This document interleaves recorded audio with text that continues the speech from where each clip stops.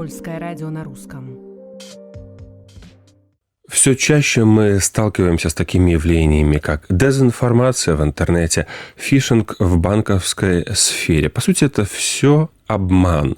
Как уберечься от этого? Сегодня в студии Польского радио на русском мы об этом поговорим с нашим гостем, российским педагогом, философом, который сейчас живет в Варшаве на эмиграции, Денисом Грековым. Здравствуйте. Добрый день. Сегодня для вас работаю я, Виктор Корбут. И первый вопрос.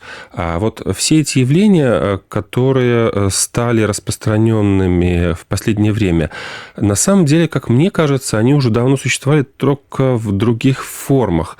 Вот как вы видите эту проблему? Конечно, давно существовали. Первый текст в духе стратегических коммуникаций, как это называется сейчас, или public relations, это, наверное, записки о Гальской войне Юлия Цезаря. То есть, это еще пару тысяч лет назад, в общем, уже было. То есть, это была дезинформация тоже? Пропаганда? По сути, да. Юлий Цезарь занимался пропагандой и укреплял свои политические позиции с помощью этого текста. Ну, мы как раз вот на польском радио, хотя мы являемся средством массовой информации, как раньше еще говорили, пропагандой, мы, конечно, тоже пропагандируем определенные ценности, но, тем не менее, мы и боремся с российской пропагандой, в частности, которая, замешана на дезинформации. И здесь я хочу вас спросить, вы как человек, который хорошо знаете российский социум, скажите, вот в России это явление уже стало просто нормальным? То есть люди воспринимают дезинформацию как правду?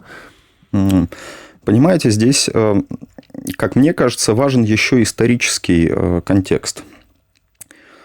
Дело в том, что люди усваивают какие-то идеи продолжительное время.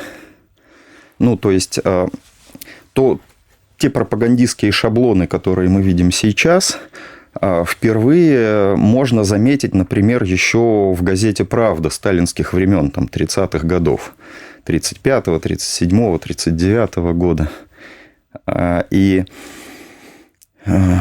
то, что сейчас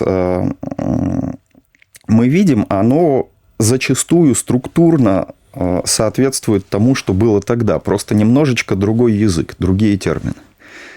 И люди в конечном счете эти идеи усваивают и передают друг другу. Когда человек вырастает, он же вырастает в каком-то обществе. И пока он социализируется, как это называют, он усваивает определенные шаблоны мыслительные. И если пропаганда закрепила в обществе какие-то шаблоны в 30-е годы, то те, кто рос в 50-е, от своих родителей, от своих дедушек, бабушек, чему-то из этого научились. И их жизнь была соответствующим образом организована. И поэтому те, кто во втором, в третьем, в четвертом поколении что-то из этого успел нахвататься, очень легко эти концепты усваивают. На новом языке, структура та же. Что значит структура та же? Например, кругом враги. Эта идея появилась не вчера. Эта идея появилась еще в большевистской, а потом в сталинской пропаганде, которая готовила население Советского Союза к неизбежной войне с капиталистическими державами. То есть, эта концепция враждебного Запада, она унаследована еще с тех времен. И вообще получается, что люди уже привыкли к тому, что им подсказывают. И это начинается со школы. И, по сути, вот мы говорим о социализации, да, но человек, социализируясь, он фактически вливается вот в это общество, которое уже изначально обмануто. А как это вообще избежать? Возможно ли это?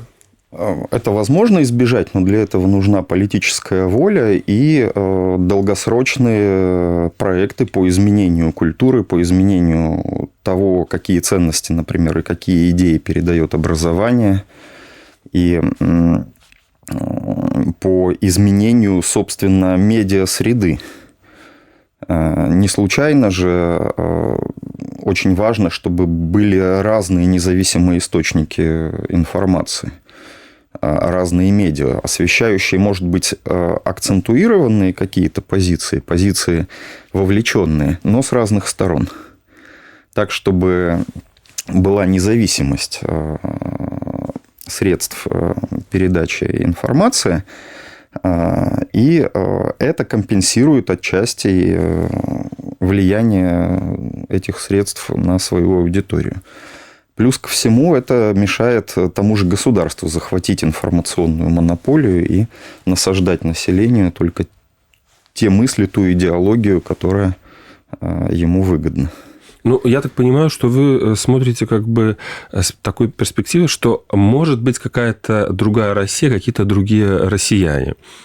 А вот есть такое мнение, что на самом деле уже эту модель, эту матрицу не изменить, потому что она, как тот же Путин говорит, со времен Рюрика, да, идет. И, по сути, люди, они все время уже на протяжении многих поколений, столетий находятся под влиянием пропаганды, которая из них делает вот эту массу, которая ни на что не может повлиять, которая только должна рожать для армии, для военно-промышленного комплекса, для экономики, ну, по сути, рабов.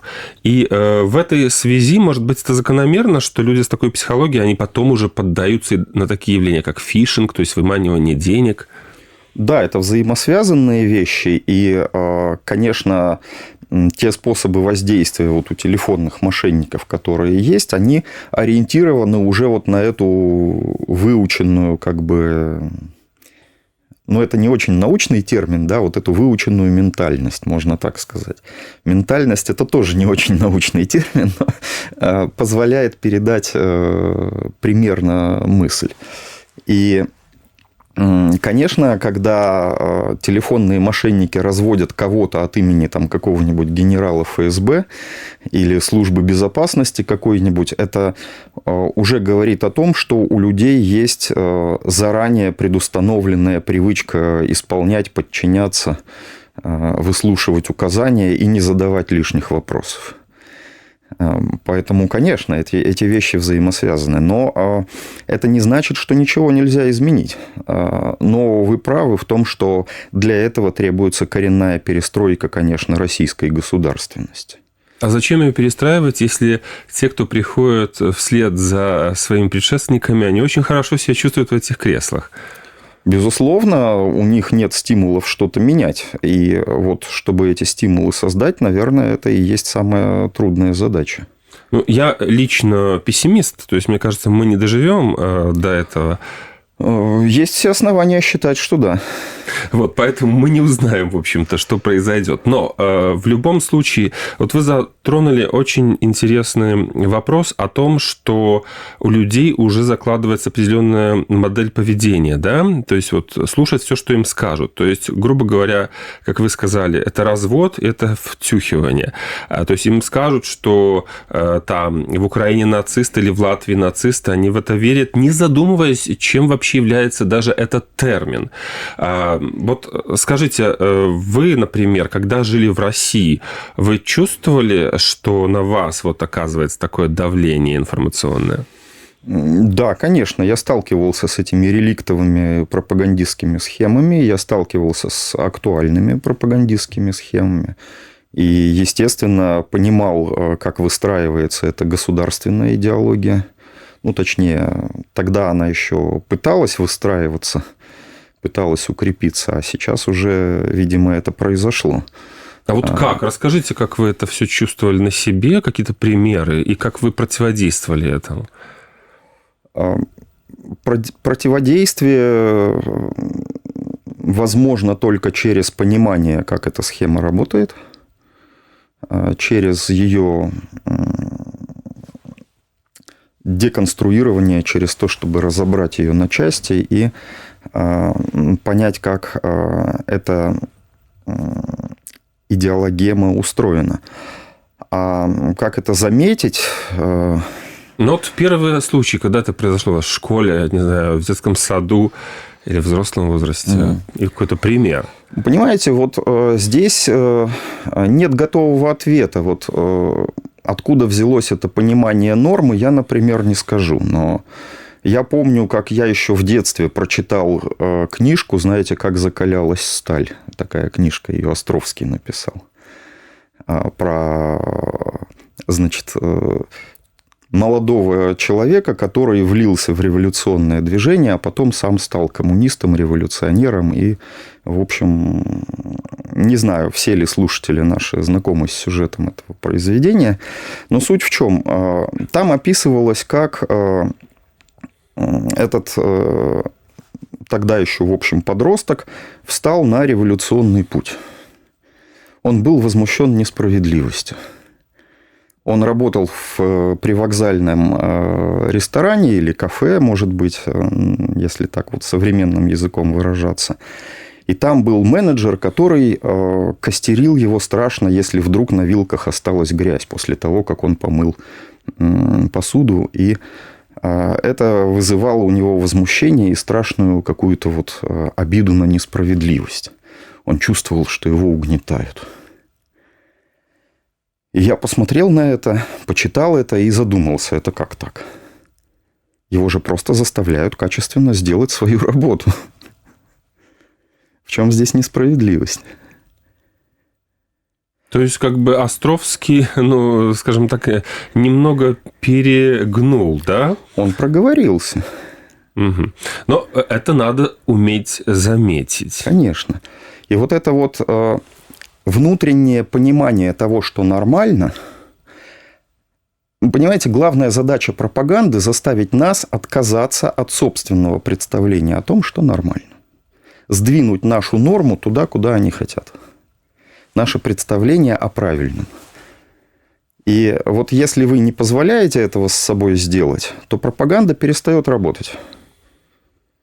Как это сделать? Есть множество разных способов. Вас будут стараться вывести на эмоции, вас будут стараться возмутить, вызвать сочувствие или просто попросту обмануть с помощью той же дезинформации, с помощью каких-нибудь дипфейков.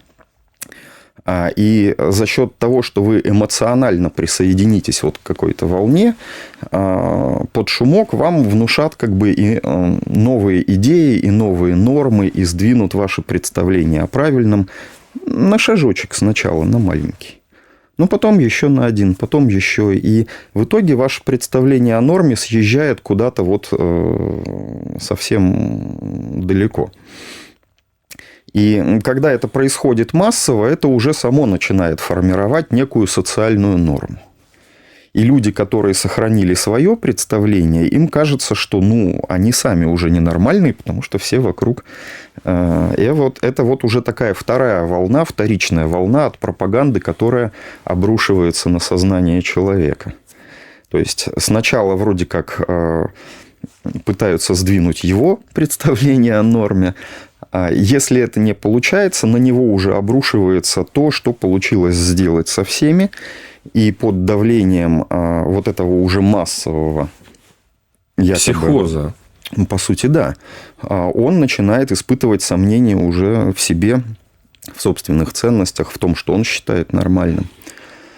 И даже если он не отказывается от этого всего, то, по крайней мере, он понимает, что лучше об этом публично не высказываться, например, не портить отношения с коллегами там, или с клиентами, или с контрагентами какими-то. Потому что от этого зависит уже его ежедневная жизнь, его качество жизни, качество деловых отношений, и так далее. То есть, и это уже вот такая третья волна, да, то есть. И в конце концов все, даже, может быть, несогласные люди убеждены, что вот так это все воспринимают остальные, и стало быть, это некий пример нормы, и лучше с этим не спорить. Так уже работает коллективистская природа. Мы же люди, существа социальные, и коллективистская часть нашего сознания, нашей психики, она, в общем, тоже как бы каждому говорит, не высовывайся, не надо. Вот. И в целом вот механика достаточно простая, но она работает. Она работает тысячелетиями. Да, кстати, вы знаете, вот вы это все рассказываете, а я думаю о том, что ведь что мы только будем Россию приводить в пример. Вот возьмем, например, Европу, Западную Европу, где мы знаем, как католическая церковь боролась с теми учеными, которые доказывали, что Земля вертится вокруг Солнца, а не наоборот, что создал мир не какой-то воображаемый Бог, а это законы там, физики, химии там, и другие.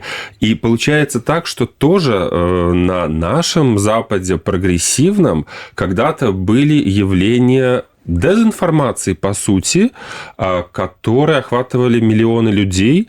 И получается, что это, наверное, общечеловеческая проблема. Да, конечно, это достаточно универсальная вещь. На самом деле, тут дело не только в католической церкви. И без католической церкви хватало разных религиозных тоталитарных сект, например, которые именно тоталитарные. То есть, церковь вот католическая, она тоталитарной, наверное, не была никогда. А вот были именно тоталитарные секты. Там, не знаю, тут та же диктатура Савонаролы, да, во Флоренции, который был позже осужден как раз церковью и сожжен, по-моему, он был в итоге как еретик. Но изначально он попробовал построить совершенно тоталитарную религиозную диктатуру на вот таких вот вполне даже... как это, если не коммунистических, то близких к этому основаниях.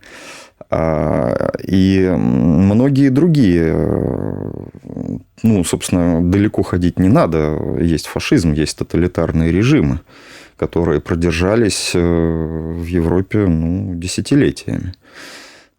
Точно так же, в принципе, как бы любое европейское национальное государство, например, XIX века отличалось, ну, достаточно суровым надзором за лояльностью и благонадежностью и периодически, в общем, какой-то даже репрессивностью относительно тех, кто не казался лояльным, благонадежным. Такое тоже бывало.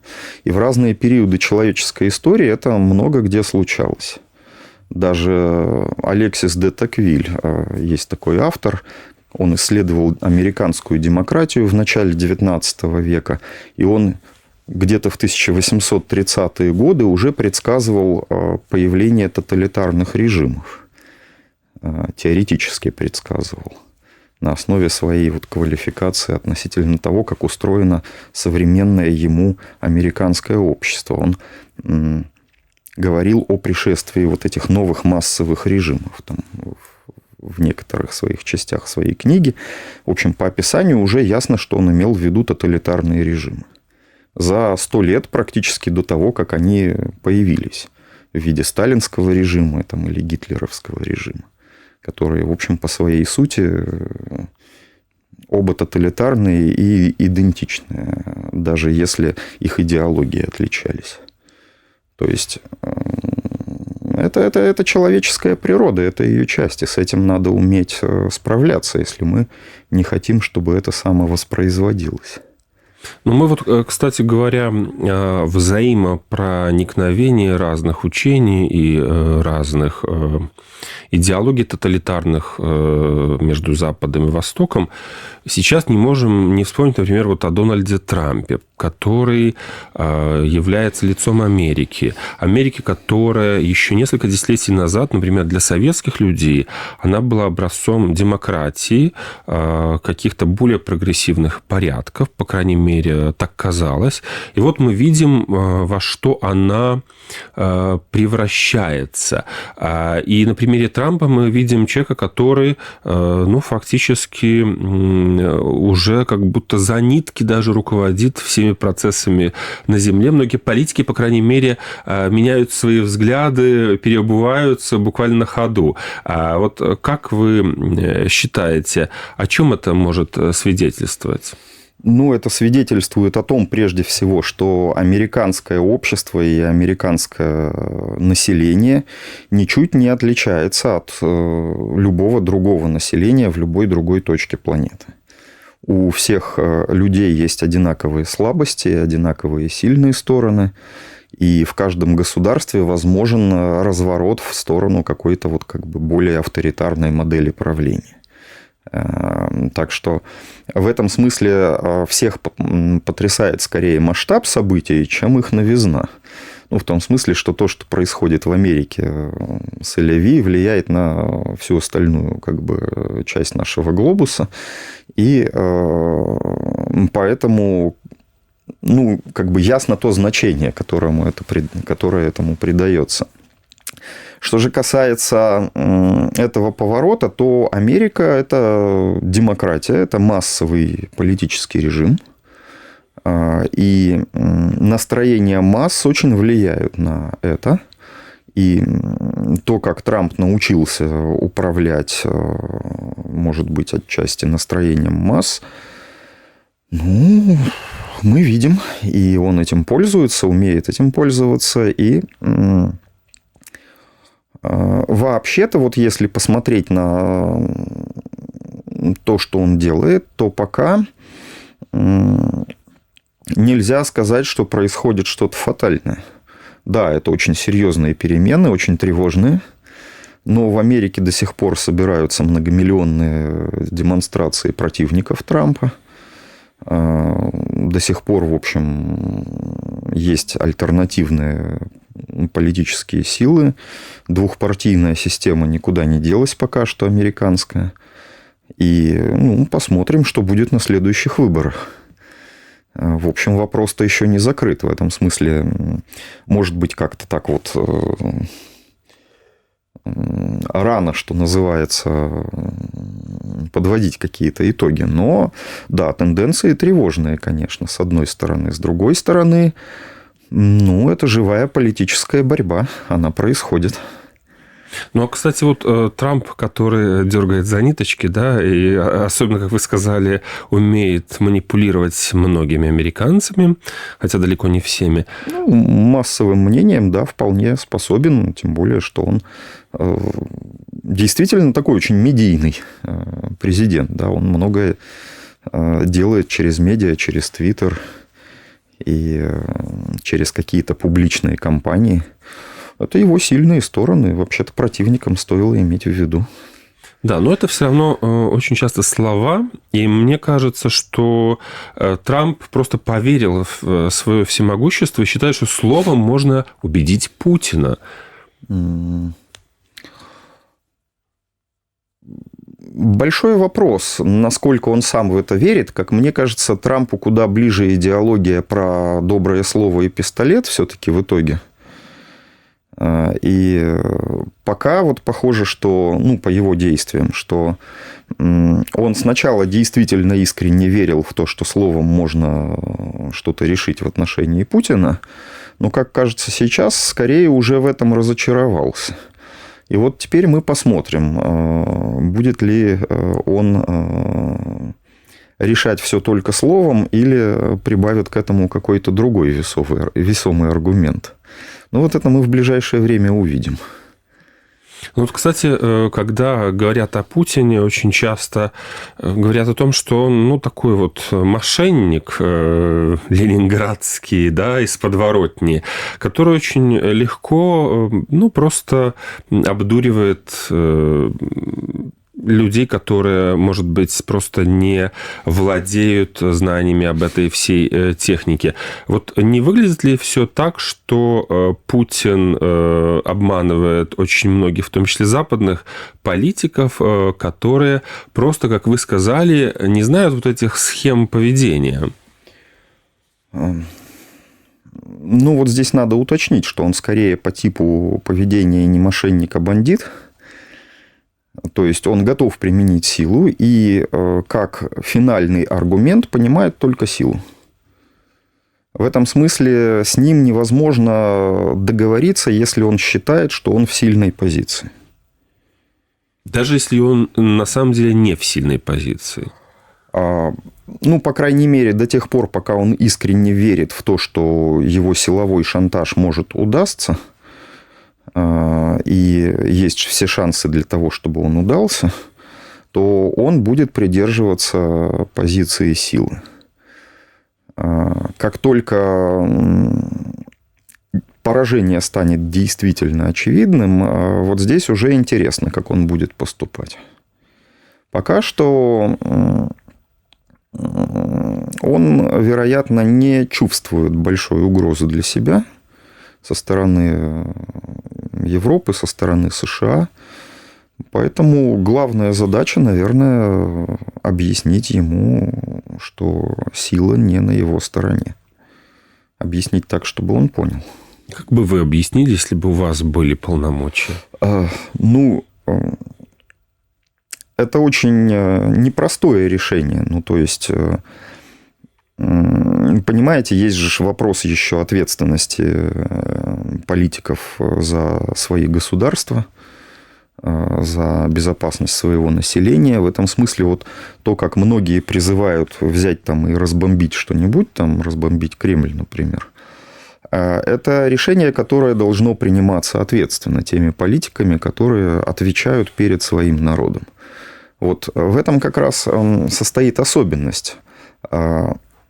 Знаете, вот такой есть журналист Стивен Сакур. Он однажды брал интервью у Небензи, представителя России в ООН. И он, среди прочего, ему сказал: мы даже знаем, что вы не будете никогда отвечать за те потери, которые Россия сейчас несет в войне перед своим народом. Так вот, западные политики будут. Поэтому они так осторожны. И в этом смысле очень просто и легко тем, кто ни за что не отвечает, призывать к силовому решению вопроса. Но, видимо, все же ответственная модель принятия решений будет требовать все-таки серьезных оснований для применения силы, военной силы НАТО, например, против Путина. Поэтому я не думаю, что такое решение легко возможно принять. Вот. Но, тем не менее, конечно же, в Европе видно, как они готовятся к этому, видно, что они рассматривают такую вероятность, но не хотят этого. Поэтому, если бы я был политиком, я бы, наверное, делал то же самое, что европейские политики сейчас. Готовился к возможному применению силы, наращивал бы военный потенциал, вот, но при этом не стремился бы к такой вот агрессивной силовой политике прямой, которой, может быть, придерживается как раз Путин. Именно потому, что я бы осознавал свою ответственность перед своими избирателями, согражданами и вообще не торопился бы. Но я думаю, что вот с той недоговороспособностью, к сожалению, которая есть сейчас у российского режима, у Путина лично и ближайших каких-то его лиц, этих принимающих решения вокруг, с очень высокой вероятностью они, конечно, добьются силового ответа со стороны НАТО. То есть вы считаете, что они даже провоцируют и хотят этого ответа? Я думаю, что они не то чтобы провоцируют и хотят, они, скорее всего, считают вот эту демократическую структуру слабой. Понимаете? Неспособной на вот такой вот силовой и брутальный ответ. Они очень сильно ошибаются. Демократии могут воевать, и история это показывает. И еще как. Но для вот готовности к такому силовому ответу им, во-первых, требуется время, а во-вторых, они принимают такие решения по ответственной модели. Ответственной перед своим народом, перед своими избирателями, перед согражданами, даже перед теми согражданами, которые с ними не согласны. И вот если вы вспомните, как Британия себя вела накануне Второй мировой войны, да, вот эти все бесконечные умиротворения и челночная дипломатия Чемберлена, который ездил договариваться о чем-то с Гитлером, хотя, в общем, все вокруг кричали, что с ним нельзя договориться. Тем не менее, это был очень важный для демократии момент, когда вообще-то как бы тот же Чемберлен другой рукой сделал многое для подготовки Англии к войне. То есть в этом смысле можно считать это наивными попытками, а можно считать это ответственным принятием решения, потому что война – это серьезно. И здесь, к сожалению, это будет стоить чего-то и другой стороне. Да, то есть, поэтому-то я прекрасно понимаю сдержанность современных вот, как бы, и европейских, и американских политиков, которые все-таки хотят не допустить эскалации. Это в целом понятно, почему. Вот. То есть надо, по сути, следить не за словами, а за руками. Ну, по большому счету, да. То есть даже если Трамп что-то говорит, может быть, это такое пускание пыли в глаза? Ну, я не сторонник такого Трампа-ферштейерства, тоже, знаете, как бы никто не знает, что у него на уме. Я вот как бы точно склонен избегать каких-то предположений о чем-то, про что у меня нет никаких данных.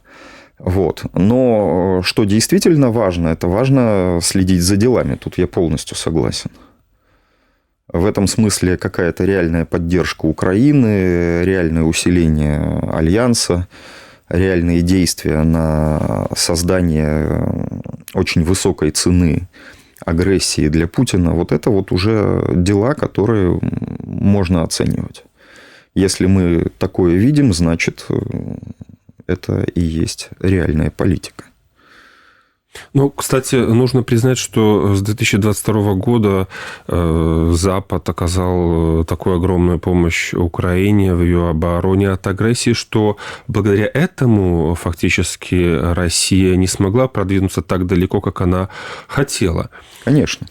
Но возникает вопрос, почему продвинулась российская пропаганда, дезинформация, в том числе в наши страны, в том числе в Польшу, почему она смогла посеять определенный негатив в отношении Украины и украинцев у части общества, причем на ровном месте? Пропаганда использует человеческие слабости. Какие? Ну, например, недоверие к посторонним. То есть, всегда есть какой-то уровень, даже, может быть, не ксенофобских прямо действий, да, а вот ксенофобских чувств. В любой стране есть население, часть населения, которая недоверчиво относится к мигрантам, к приезжим. Пусть они даже самые близкие культурно там, и по языку, например, не так сильно отличаются. Но все равно какая-то часть населения будет относиться к ним недоверчиво. Это просто факт. И настроения эти можно разогревать, если вы умеете это делать.